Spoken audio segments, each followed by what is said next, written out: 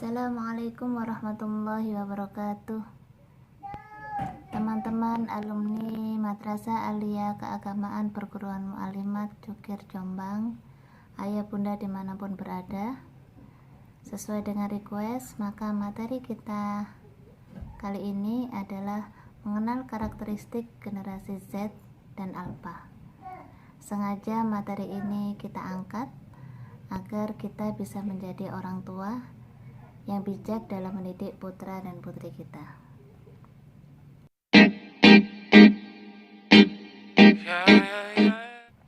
Berbeda dengan pertumbuhan adalah fokus pada pertumbuhan dari sisi fisik jasmani, sedangkan perkembangan baik itu dari sisi jasmani maupun dari sisi psikisnya. Yang akan kita bahas ada 3 hal, yaitu 1. Psikologi perkembangan, kedua karakteristik karakter bawaan anak, dan ketiga adalah karakteristik generasi Z dan generasi Alpha. Pertama, psikologi perkembangan. Menurut salah seorang pakar psikologi yaitu Piaget, tahap perkembangan manusia itu terbagi menjadi 4 tahap. Yang pertama ada sensori motor, ada pre-operasional, ada konkret operasional, dan ada formal operasional. Oke, kita ulangi lagi.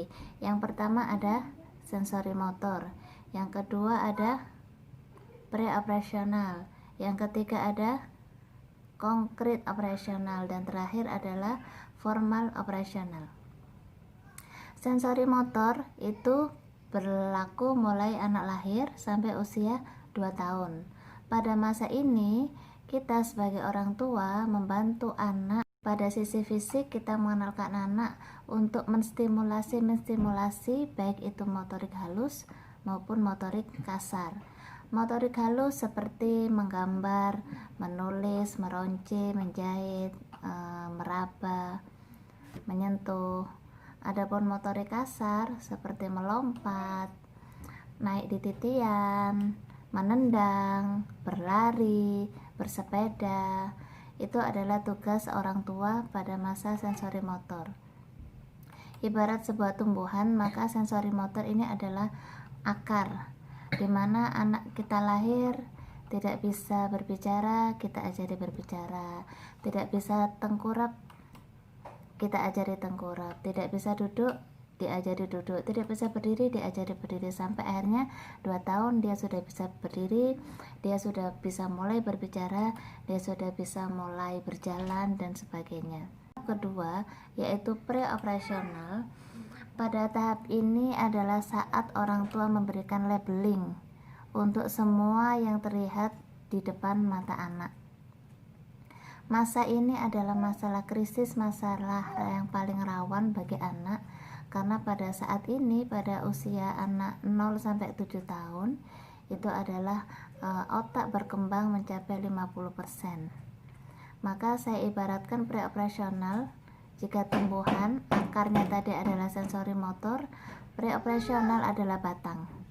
Di batang ini anak mulai mengenal apa itu senang, apa itu susah, nama-nama semua benda di sekitarnya, termasuk kebiasaan-kebiasaan yang dia tidak paham akhirnya menjadi paham.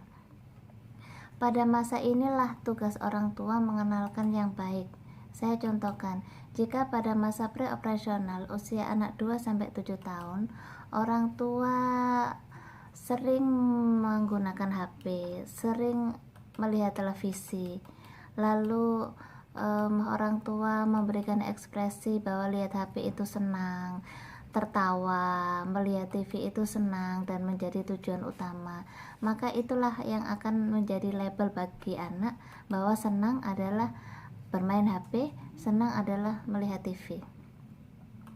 Jika pada saat usia 2 sampai 7 tahun yang anak lihat adalah orang tua senang mengaji, orang tua senang sholat berjamaah, orang tua senang mengikuti taklim, pengajian, maka itu juga yang masuk dalam label anak bahwa senang, bahagia adalah ketika kita melakukan ibadah di hadapan Allah.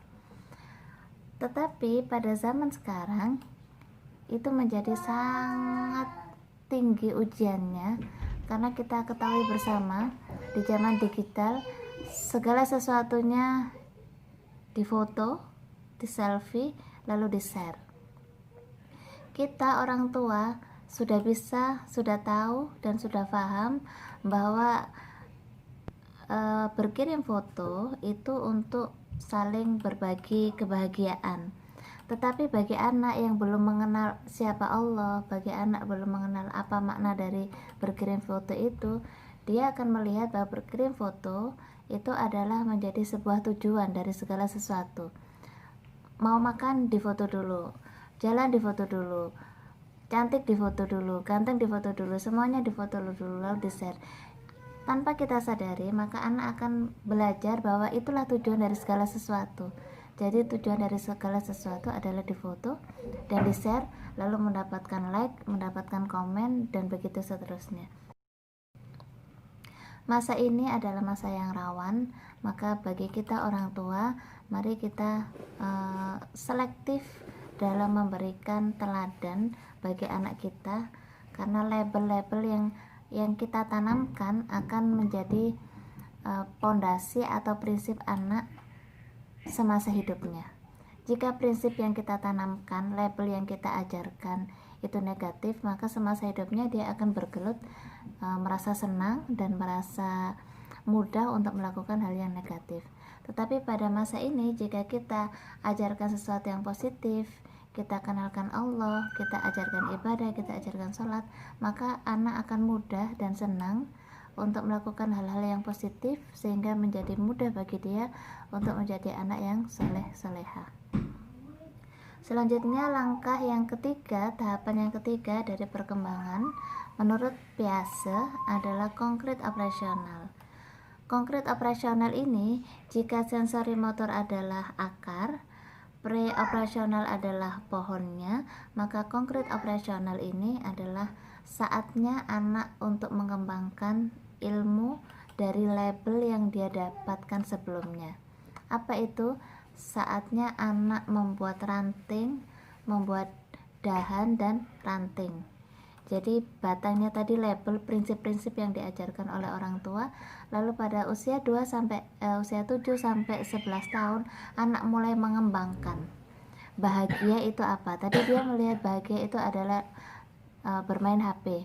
Maka dia akan mengembangkan lebih luas lagi, bermain HP itu macam-macamnya apa?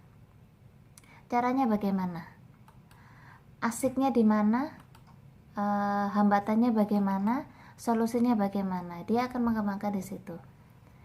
Kalau dia sudah berkembang, sudah matang, kita akan susah untuk lalu menyetop jangan main HP, itu akan susah. Kenapa? Karena label awalnya sudah terlanjur bermain HP itu senang.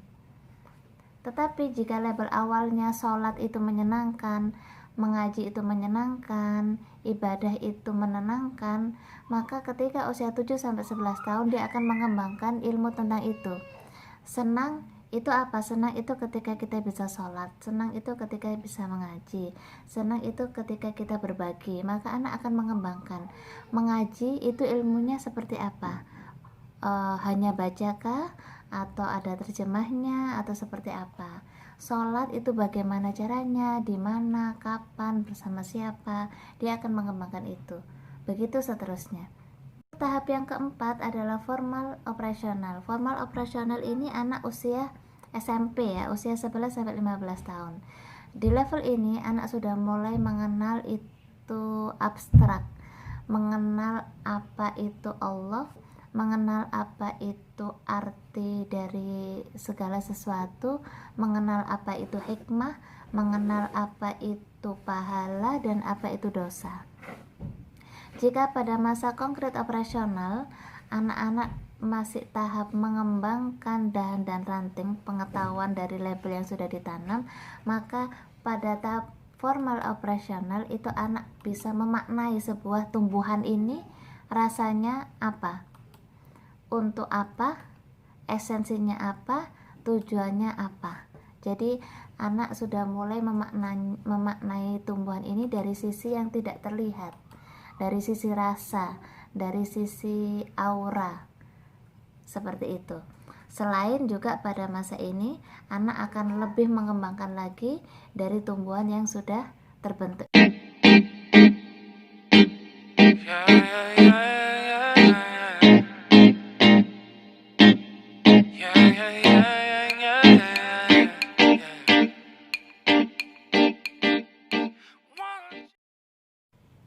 Yang kedua adalah karakter bawaan.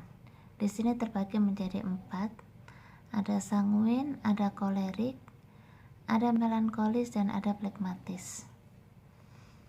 Pertama adalah sanguin. Sanguin ini karakternya sama dengan Sayyidina Ali. Happy, senang, tidak ada beban, senang dipuji, ingin jadi pusat perhatian, percaya diri, dan jika diberitahu sesuatu, besok kita ada camping. Contoh, yang ditanyakan pertama kali adalah kata-kata siapa yang ikut, siapa saja, begitu. Kelompok saya sama siapa saja. Jadi kalimat pertama, pertanyaan siapa, itu salah satu ciri dari anak dengan karakter bawaan sanguin. Dia suka dipuji, tetapi dipuji bukan karyanya, tapi dipuji dari cantiknya, dipuji dari tampannya. Maka jika kita ingin menasihati anak, kalau anak kita adalah karakter bawaannya sanguin, pujilah terlebih dahulu kecantikannya, ketampanannya, lalu sampaikan nasihatnya. Ini salah satu ciri sekaligus tips bagaimana kita memberikan nasihat agar mudah diterima oleh putra-putri kita sesuai dengan karakter bawaan masing-masing. Yang kedua ada kolerik. Kolerik ini sesuai dengan karakter Sayyidina Umar bin Abi Thalib. Kolerik ini adalah karakter leader yang tidak mau diatur, tetapi dia bakat untuk mengatur. Sehingga seringkali anak-anak dengan karakter bawaan kolerik ini, jika orang tua menasehati, refleks yang disampaikan oleh anak adalah membantah atau mempunyai argumen lain untuk tidak mengindahkan apa yang dinasihatkan oleh orang tua. Dan dia, tipe-tipe anak kolerik ini senang dipuji karyanya. Kalau sanguin senang dipuji tampan dan cantiknya, sedangkan kolerik senang dipuji karyanya. Maka jika putra-putri kita memiliki karakter bawaan kolerik, jika kita ingin menasihati, pujilah dulu karyanya. Bagus hasil kerjanya, baru sampaikan apa yang ingin kita nasihatkan pada mereka. Dan orang tua yang memiliki karakter putra-putri dengan karakter bawaan Umar ini perlu bersabar lebih ekstra, karena kesannya anak dengan karakter bawaan kolerik ini adalah anak yang dalam tanda kutip suka membantah atau nakal jika kita tidak memahami karakter mereka. Tetapi jika kita sudah paham bahwa mereka itu adalah karakter bawaannya kolerik, maka kita harus bersabar dan berbesar hati jika refleks pertama ketika kita nasihati mereka adalah membantah. Itu hanya dalam proses pertumbuhan dia. Nanti ketika dia besar, dia akan lebih mudah untuk menjadi leader. Memang bawaannya leader, maka sejak kecil memang sudah diasah untuk leader, untuk mengatur dan tidak mau diatur. Tidak usah beban ketika kita punya anak yang suka membantah, dan yakinlah dalam hati ini adalah calon-calon pemimpin dunia. Yang ketiga adalah melankolis. Melankolis karakternya sesuai dengan Sayyidina Utsman bin Affan. Beliau adalah pemikir, maka karakter melankolis adalah pemikir, pengamat, detail, teknis, teratur, rapi. Dan jika kita menyampaikan besok ada camping, contoh, yang ditanyakan pertama kali, kenapa camping? Kenapa bukan ziarah? Kenapa bukan jalan-jalan ke tempat rekreasi yang lain. Kenapa harus camping? Kenapa kalimatnya kenapa? Karena anak melankolis itu pemikir. Dia suka merenung, memikir, mengamati, dan karena dia suka memikirkan sesuatu, mengamati, maka dia tidak suka dipuji. Selanjutnya adalah plekmatis, yaitu karakter yang sesuai dengan Sayyidina Abu Bakar. Ciri-cirinya dia cinta damai, dia tidak ingin membuat orang lain tersakiti, sehingga dia lebih terserah gimana baiknya dari akan, iya boleh, sehingga ketika dia butuh sesuatu pun dia akan sungkan atau tidak tega untuk meminta tolong pada teman atau pada orang lain atau pada orang tuanya, karena dia punya rasa tidak ingin merepotkan orang, tidak ingin membebani orang lain. Jika diberitahu informasi, yang pertama kali dia tanyakan adalah kata bagaimana. Bagaimana ini? Bagaimana caranya? Bagaimana? Nah, itu adalah ciri-ciri anak dengan karakter bawaan plekmatis. Sama dengan karakter melankolis, anak plekmatis juga tidak suka dipuji. Maka jika ingin memberikan nasihat kepada anak plekmatis, tidak perlu dipuji, karena ketika dipuji dia juga nggak nyaman. Yang suka dipuji adalah dua karakter yang atas, sanguin dan kolerik. Adapun melankolis dan plekmatis, jika kita ingin menasihati mereka, langsung saja kita nasihati apa yang ingin kita sampaikan. Begitu. Lalu bedanya sanguin kolerik dan melankolis plekmatis adalah dua yang atas itu anak-anak cara berkomunikasinya adalah ekstrovert. Jika melankolis dan plekmatis, cara berkomunikasinya adalah introvert. Maksudnya apa? Komunikasi ekstrovert adalah komunikasi keluar, atau mungkin lebih mudahnya reaktif, sehingga jika dia ingin sesuatu, dia langsung komunikasikan dengan orang lain, tidak difikirkan sendiri dulu, tapi langsung didiskusikan dengan orang lain atau langsung disampaikan. Tetapi anak dengan kepribadian bawaan introvert, jika dia punya sesuatu atau ingin tahu sesuatu atau punya masalah, dia akan pendam terlebih dahulu. Dia akan coba komunikasi dengan dirinya, coba mencari solusi, baru setelah dia menemukan, dia akan menceritakan pada orang lain. Atau lebih mudahnya, introvert adalah anak-anak yang responsif, jadi tidak langsung memberikan reaksi, tapi dia coba cerna dulu dalam dirinya. Setelah dalam dirinya sudah selesai, dia sampaikan. Ini adalah beberapa perbedaan generasi. Kita, teman-teman, para alumni MAK Perguruan Mu'allimat Cokir Angkatan 2000, insya Allah mayoritas adalah generasi X dan Y. Dan anak-anak orang-orang generasi X dan Y akan memiliki keturunan generasi Z dan Alpha, yaitu anak yang lahir antara tahun 1995 sampai 2010 itu generasi Z, dan di atas tahun 2010 adalah generasi Alpha. Kenapa perbedaan generasi ini terjadi? Perbedaan generasi ini terjadi adalah timbul atas teori kesenjangan yang dipopulerkan oleh Neil Howe dan William Strauss pada tahun 1991. Pengelompokan ini bukan tanpa alasan, tetapi didasarkan pada kemiripan rentang waktu kelahiran dan peristiwa sejarah yang berpengaruh signifikan selama pertumbuhan di rentang waktu tersebut. Ini adalah contoh beberapa proses sejarah atau kejadian-kejadian yang terjadi yang berhubungan dengan sebuah masa, di mana rentang masa kelahiran seseorang. Generasi Z dan generasi Alpha itu masuk pada industri 4.0. Untuk kita memahami industri 4.0 akan kita mulai dari industri 1.0.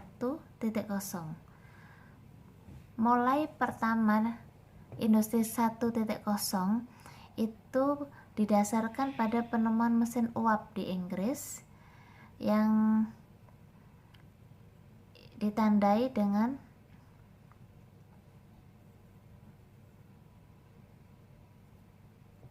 Industri 1.0 dimulai dengan penemuan mesin uap di Inggris. Ini adalah pertama kalinya dunia industri ada dan produksi barang dilakukan dengan mesin. Maka dinamakan industri 1.0. Selanjutnya berubah menjadi industri 2.0 dengan adanya penemuan listrik, sehingga dilakukan produksi secara massal, bukan hanya mesin tapi mesinnya secara massal dalam jumlah besar. Selanjutnya ada industri 3.0, dimulai dengan ditemukannya perangkat IT, perangkat lunak, komputer, PLC, robot, dan lain-lain, sehingga produksi bukan saja dilakukan dengan mesin atau dilakukan secara massal, tetapi dapat dilakukan secara otomatis sehingga lebih canggih lagi. Dan sekarang dengan ditemukannya internet yang memungkinkan interkoneksi antara mesin, akuisisi data besar, dan berkembang menjadi pembelajaran mesin, pabrik pintar, kecerdasan buatan, dan lain-lain, ini menjadi awal berubahnya industri 3.0 menjadi industri 4.0. Saat ini dunia sedang melalui fase 4.0. Tapi dalam waktu yang sama, Jepang karena jumlah pemuda lebih sedikit dan jumlah orang tua lebih banyak, maka untuk mengantisipasi dengan perbedaan jumlah populasi kaum muda yang lebih sedikit, maka Jepang memperkenalkan Society 5.0. Di industri 4.0 orang akan mengakses layanan basis data di dunia maya melalui internet. Adapun Society 5.0, sejumlah besar informasi dari sensor di ruang fisik terakumulasi di dunia maya. Data besar di dunia maya dianalisis oleh kecerdasan buatan, dan hasil analisis tersebut diumpankan kembali ke manusia di ruang fisik dalam berbagai bentuk. Inilah perbedaan antara industri 4.0 dan society 5.0. Agar lebih memahami kemajuan teknologi di masa putra-putri kita, yaitu generasi Z dan generasi Alpha, maka kita saksikan video berikut.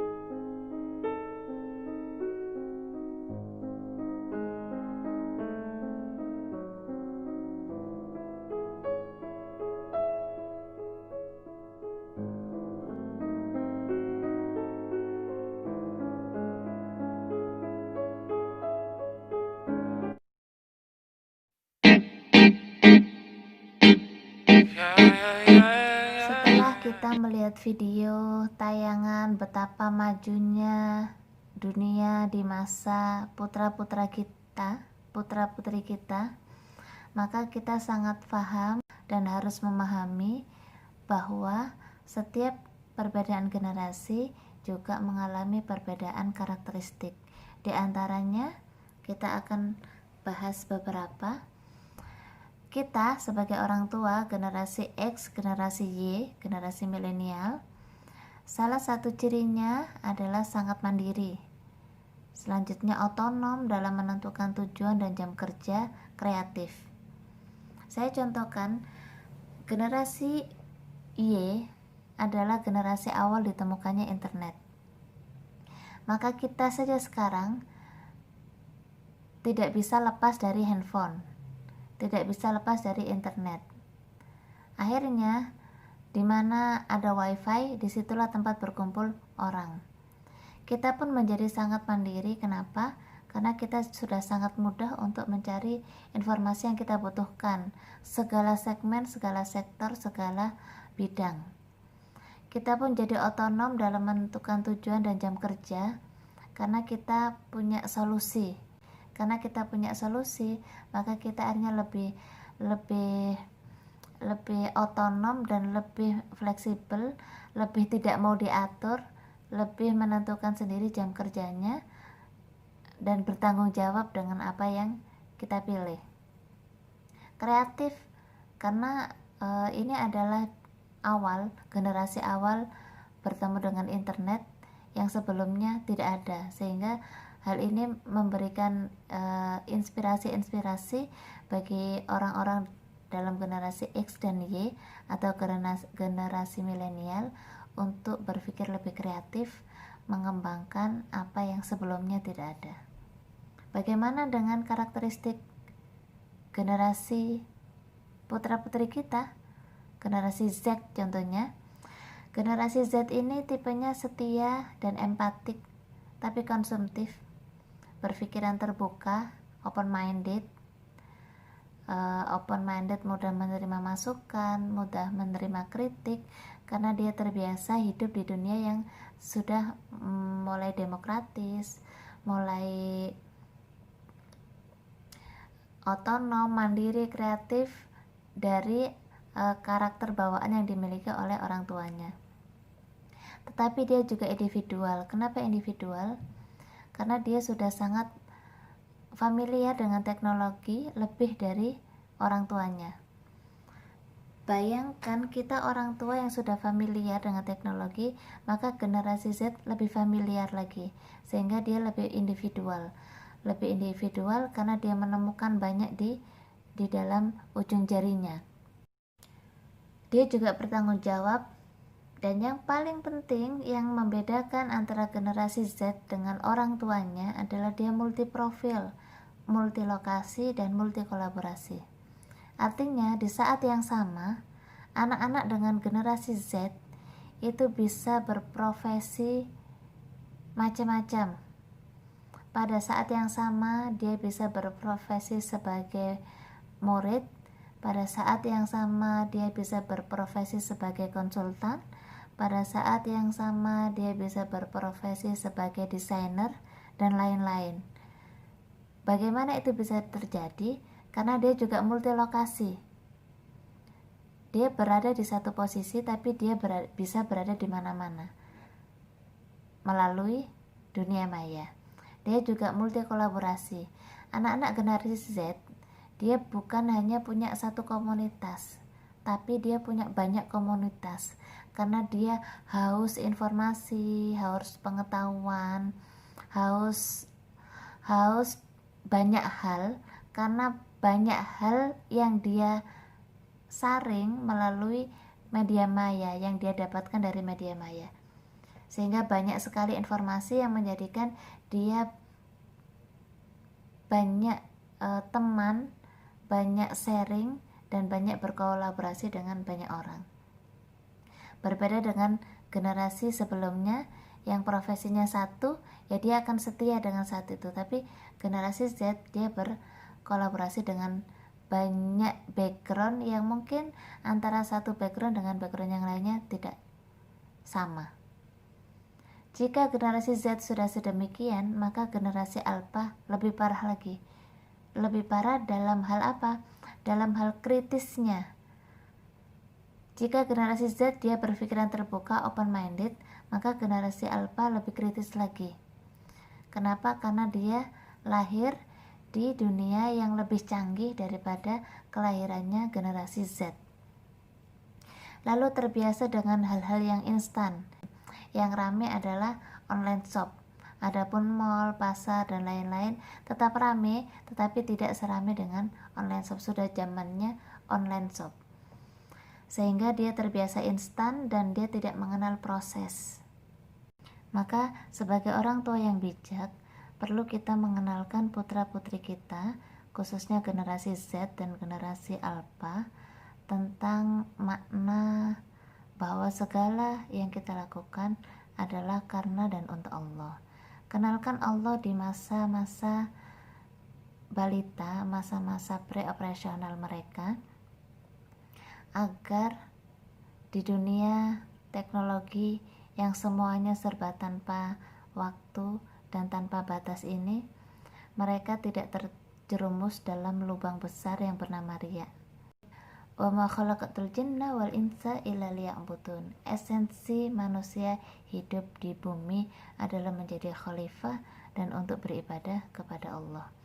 Maka teman-teman sekalian, ayah bunda dimanapun berada, kita yang memiliki anak-anak generasi Z dan Alpha, kita punya PR besar untuk mengenalkan mereka kepada Tuhannya, kepada Allah, dan mengajarkan mereka bahwa segala sesuatu yang kita lakukan adalah hanya untuk dan kembali lagi pada Allah.